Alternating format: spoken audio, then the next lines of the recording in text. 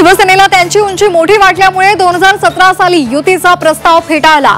बाळा नांदगावकरांचा उद्धव ठाकरेंना चिमटा। अमरनाथमध्ये मनसेला शिंदेंकडून खिंडार। एकनाथ शिंदेंच्या उपस्थितीमध्ये शिवसेनेमध्ये प्रवेश। उद्धव ठाकरे, शरद पवार यांच्या पक्षातील नेतेही शिवसेनेत।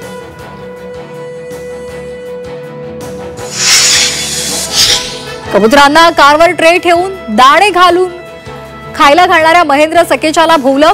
पोलिसांकडून कार जप्त, गुन्हाही दाखल। नागपूर ते पुणे प्रवास आजपासून सुसाट होणार। पंतप्रधान मोदी अंजनी पुणे येथे वंदे भारत एक्सप्रेसला हिरवा झेंडा दाखवणार। उपराजधानी 9 तासात गाठता येणार।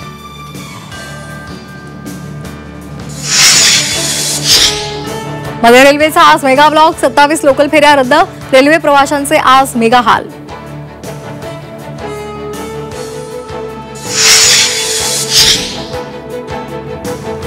जम्मू काश्मीरच्या किश्तवाडमध्ये चकमक। डूल भागामध्ये 2 ते 3 दहशतवादी लपल्याची माहिती। संपूर्ण परिसराला सैन्यानं घेरलं।